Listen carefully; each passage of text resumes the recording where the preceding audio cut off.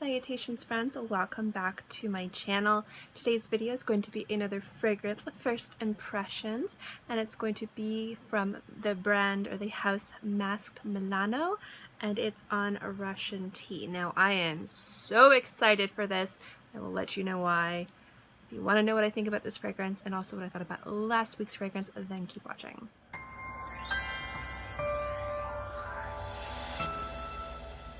Unfamiliar with how my fragrance first impressions videos, how the format is, let me remind you, I start off with a fragrance I have never tried before, at least has never touched my skin. In some cases I've smelled it on other people or on a strip, but it's never touched my skin. I apply it to my skin, I give you the first impressions of the opening, and then I come back 15 to 20 minutes, maybe even longer or shorter, depending on how long I feel this fragrance needs to dry down, and I give you my first impressions of the dry down.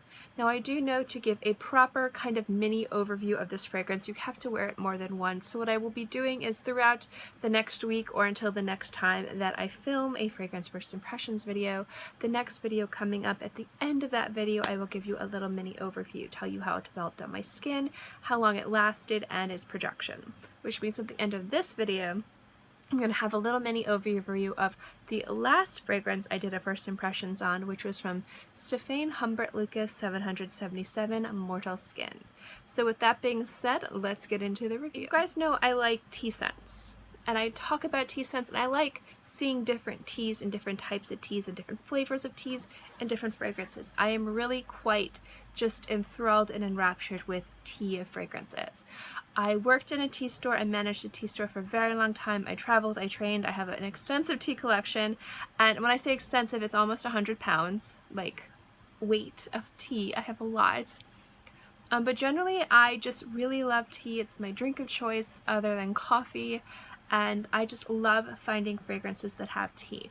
One of my favorite teas is called Lapsang Souchong, and it is a Russian smoked black tea. So when I heard about this little guy and I read the little flavor text, I was like, I have to try this.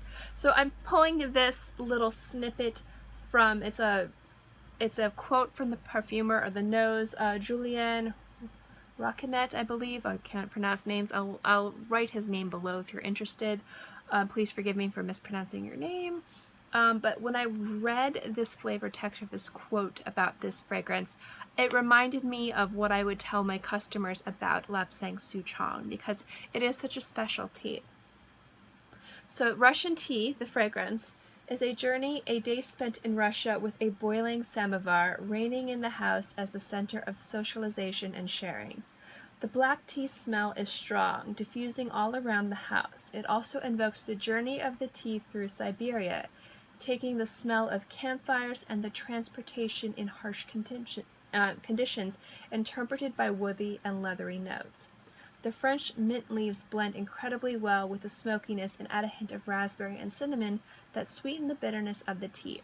Alright, so if you guys are unfamiliar with how Lapsang Souchong tea tastes, it is a smoked tea. It smells and tastes like smoke, but it is so delicious. It's one of my favorite teas. I constantly have to have some on me because it's so delicious. But when you were in the tea shop, what we would do is we would open these tins and you'd have this beautiful green tea, this beautiful oolong tea, very fragrant floral teas, and then you would open this one and people would be like, what? What is this? I don't know what's going on. They were very confused. They didn't quite understand what Lapsang Souchong is. Another fragrance that has specifically Lapsang Souchong in it is Tea for Two from L'Artisan Parfumeur, and that's one of the reasons why I love that fragrance so much, is because I like seeing different teas in different fragrances. It's the reason why I liked Elephant so much, because it was Darjeeling tea, and the reason why from Floraiku, 2 Under One Umbrella really got me excited was because of Genmaicha.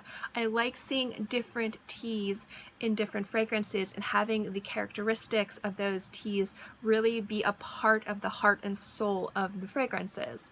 So with this one, it was kind of exciting because he's not using specifically Lapsang Souchong tea, he's using other notes to kind of mimic the smokiness of Lapsang Souchong. So I was really quite excited.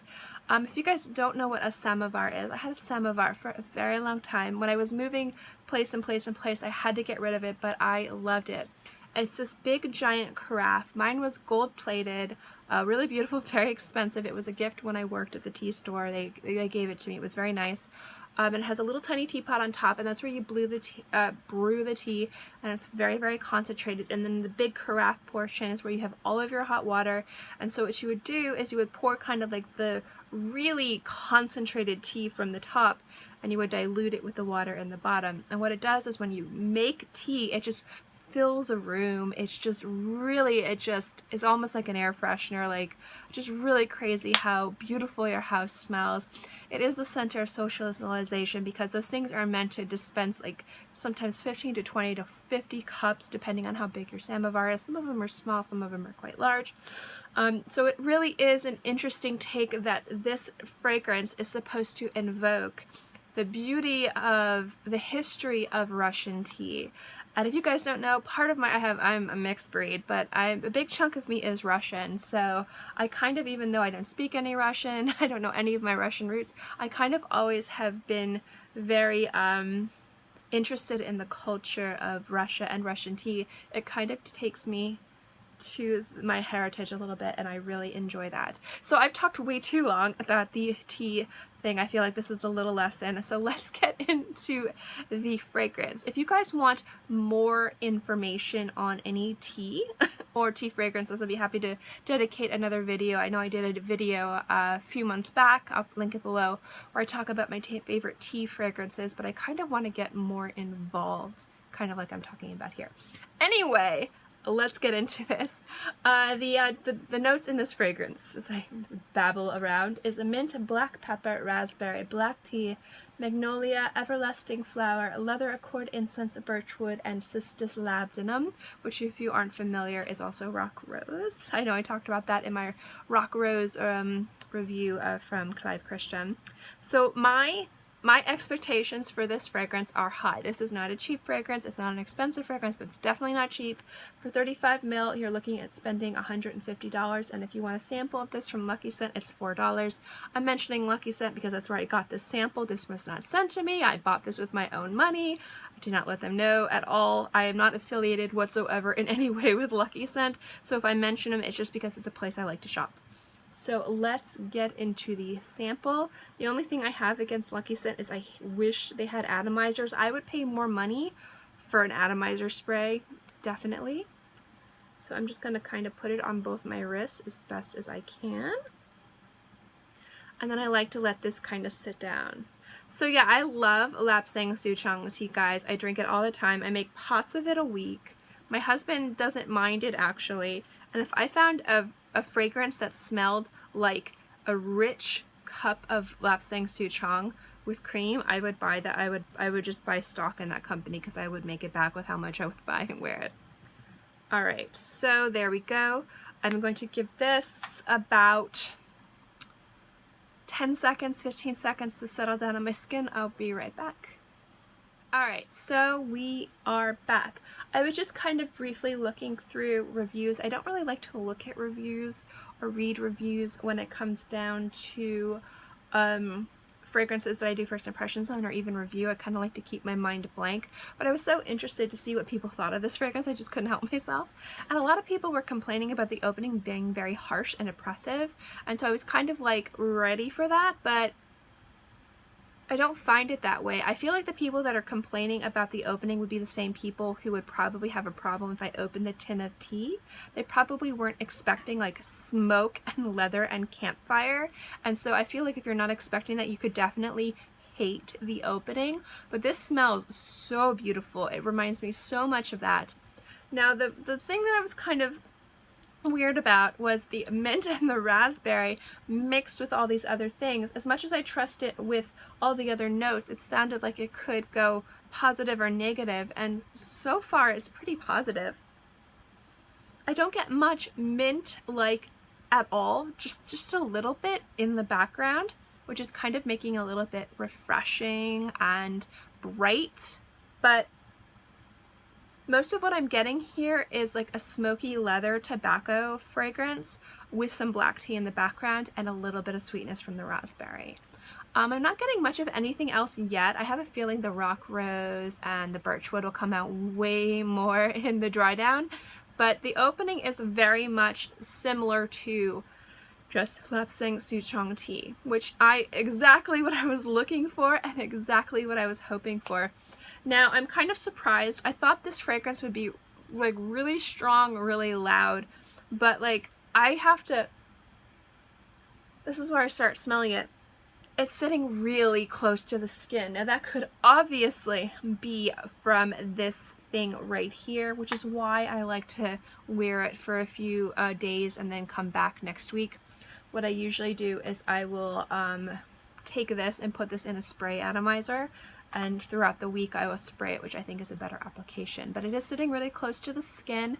It is really beautiful.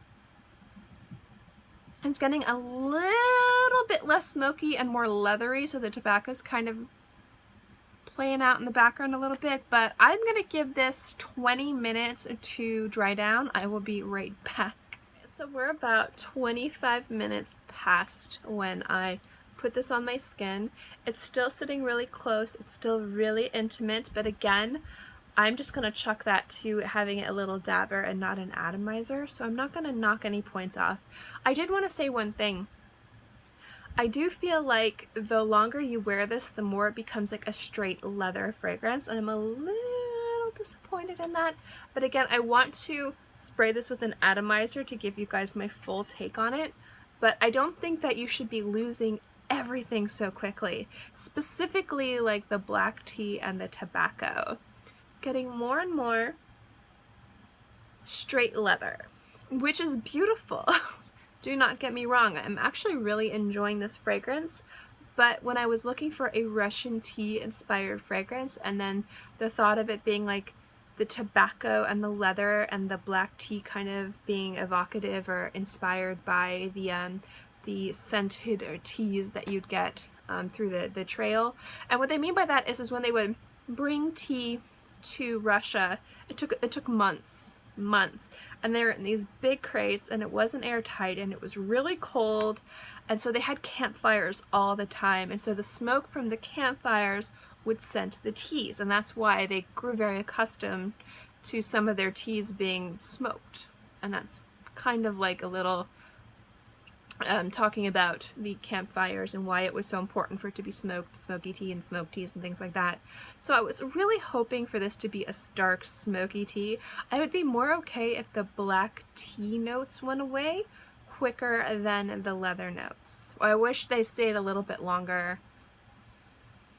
I don't know, I wish this was smoky or not so leather. Now the mint is still here, surprisingly. The mint is still in the background, but it's still there. The raspberry is gone. I'm not getting much of anything else. I'm getting a little bit of birch, maybe a little bit of the labdanum, but I'm really just getting this leathery fragrance with just a little bit of mint in the background and just the tiniest bit of tobacco, just the tiniest, a little bit more of the tobacco and the black tea, because that was a beautiful opening. I can see why people wouldn't like it because it is a very aggressive, but it does remind me like of what people would experience when they tried lapsang souchong. So I mean, as much as I absolutely love it, I can see where that came from. But let me try this arm. Yeah, it's like just leather and a little bit of sweet pipe tobacco. But no smokiness. The smokiness is gone, which is kind of sad. But we will see. With fragrances like this, specifically with dabbers and not atomizers, it really needs to be spritzed on the skin. So I will be enjoying this fragrance. I mean, the leather part of it's really beautiful. Do not get me wrong, it's a really beautiful leather fragrance. As a fragrance, it is gorgeous and definitely full bottle worthy, but if I'm looking to buy a Russian tea fragrance, I want it to be a Russian tea fragrance. And that's ultimately where I'm going to be judging this fragrance. I'm going to be a little bit more critical of it because I did get it and got excited for it because of the tea element. So that is my thoughts currently of Russian tea from Masque Milano. and I will definitely be wearing it in the next few days or week or 2 weeks, however long it takes me to get a good idea of this fragrance to give you guys my final thoughts.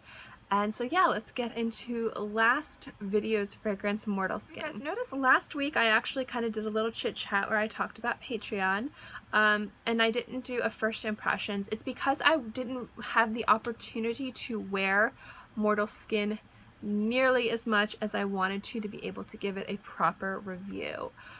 So I did wear it more throughout the next week, and I am at a point where I can give you guys my final thoughts. Now, I can always come back and do a dedicated review to these fragrances, like really sit down, talk to you guys about the note breakdown, talk to you guys about projection and longevity, and if I think it's worth picking up. But what the end of these videos are is just kind of like a little overview or final thoughts of a first impressions.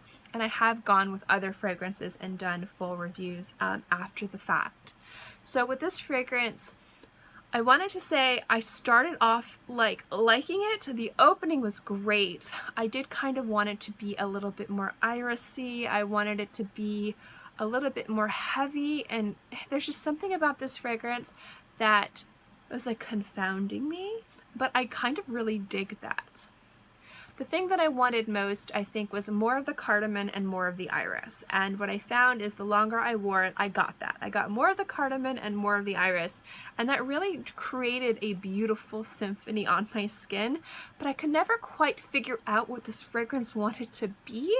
Sometimes you're like, this is a leather fragrance, this is a fresh fragrance, this is a formal fragrance. This kept going back and forth. It definitely confounded me, but in a good way. I kind of liked that it kept confusing me and taking me across different paths, and when I thought I knew what it wanted to be, it completely changed its mind and became something else. So overall, although this fragrance wasn't like amazing, I do feel like it's really beautiful and definitely worth checking out. Now, would I pick up a bottle of this? Yeah, I actually would. I think I enjoyed wearing this a lot. And I say think because, again, I'm so confused. Like, what were you doing? Where are you going? What are you smelling like? How is this working?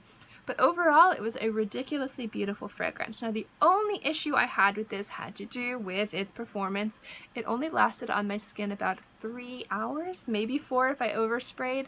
So I will have to say that it does lose some points for projection. But I do like for longevity. For projection, I thought it was okay. It wasn't super loud. It was really loud, like outside of the little thing, like you could smell it right away. But there's just something about it, once it was on skin, it kind of like, I thought it would be stronger, but it actually became very intimate. So that's kind of like what I mean. Like, there's a lot of different ways you thought this was go, and it took you on a very wild ride, but the ride was fun and I would definitely go on it again. So I would definitely sample Mortal Skin first. Do not blind buy this one, but it was really interesting. I did really enjoy it, and it would be something I'd pick up in the future. Thank you guys so much for watching this video. I hope you enjoyed it. As always, guys, if you like my fragrance first impressions videos or my fragrance videos in general, remember to give this video a thumbs up. It lets me know to continue doing videos like this. And also don't forget to subscribe, because it's free. And I'm free, and I put out new videos every Monday through Friday, and sometimes on the weekends as well. So I'll always have something for you to watch. In any case, I hope you guys are all happy and healthy and have a great day, month, year, whatever. And I'll see you next time. Bye!